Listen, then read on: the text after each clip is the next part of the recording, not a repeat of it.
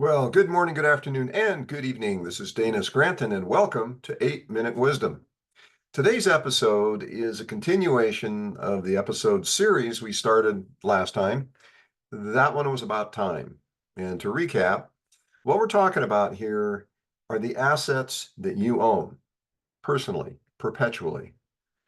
These are things that you control and which grow according to how you invest them, but nobody can ever take them away from you if you don't let them.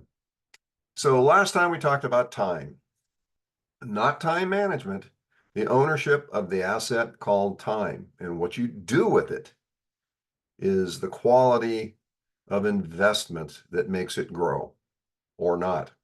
Well, today we're going to be talking about two other very important things, and I've grouped them together. These are assets that you own and that you can grow, and they are called energy and enthusiasm. Now, the reason I grouped these two, other than the fact that they start with E, is enthusiasm is known to be one of the primary factors in success. And why is that? Because enthusiasm actually creates energy. I know you're going to say, well, wait, energy can't be created or destroyed, it just changes form. Very true. We're using created in a metaphorical form. What I mean by that is enthusiasm is one of those things that takes over your body, your soul, your intentions, your dreams, your desires, and it pushes you forward. Well, to do that, how does it do that? It creates energy within you. It taps into sources of energy that are just lying dormant, waiting for you to activate them. Well, that's what enthusiasm does. Norman Vincent Peale, in a book many, many years ago, I think, and I don't remember the title to be quite honest with you, but it was like enthusiasm makes all the difference or something of that nature. But his point was that enthusiasm is the key, and that remains true today. If you're not enthusiastic about what you're doing, why you're doing it, who you are becoming, then chances are you're going to pull up on the side of the road and run out of gas. Enthusiasm is critical, but how do you create it? How do you control it? Well, it's kind of a esoteric thing. You see, to be enthusiastic, you have to go inside. You have to go into your mind and visualize how that desire that got you started in the first place is percolating within you. You have to equate the desire to an outcome that is desirable to you, an outcome that gives you a mental picture of being somebody and enjoying a life that you create because of the thing you're doing and the thing you're enthusiastic about. Now, in our forum, we're talking about entrepreneurship and the effects it has on the world, however you so define that world, and on you. Enthusiasm is key.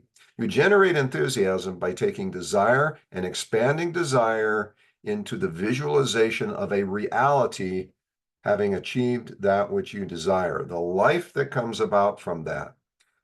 But there's also the other side of things. Many people will look at what they do for others as more important than what they do for themselves. Ultimately, it's the same thing. When you do for others, you do for yourself.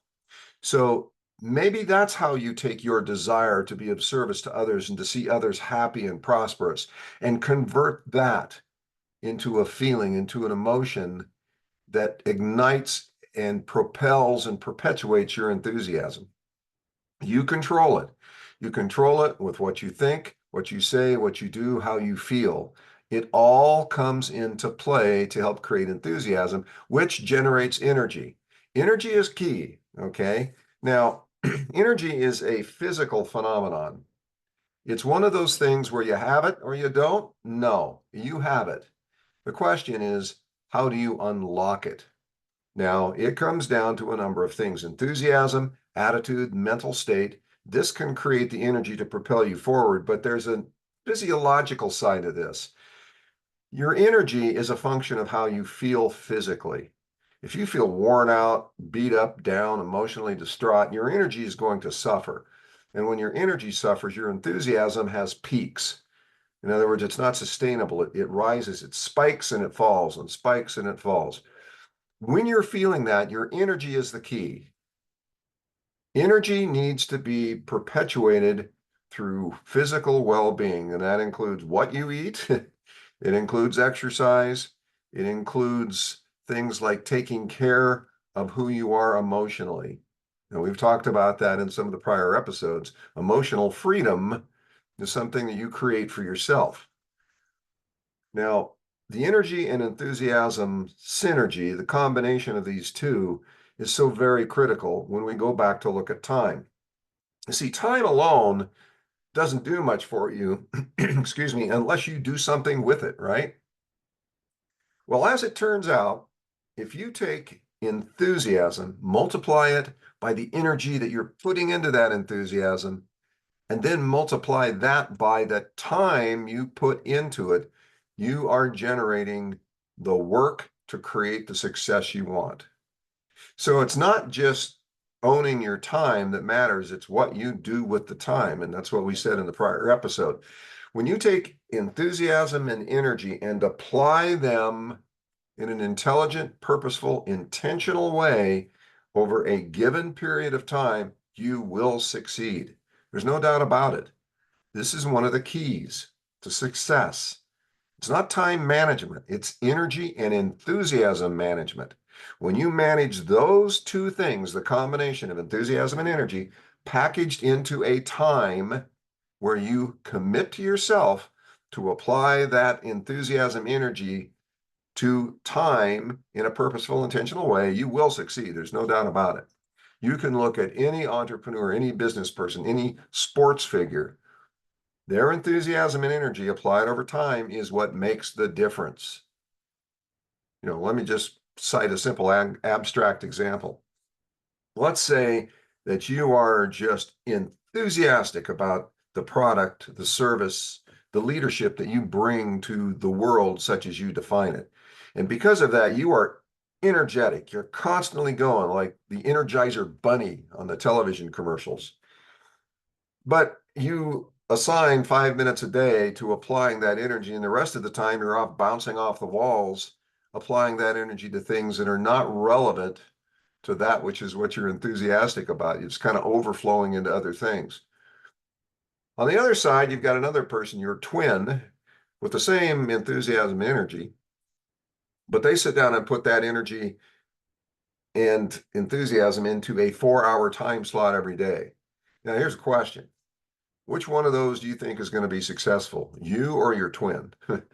Yeah, the twin's going to be successful. Why?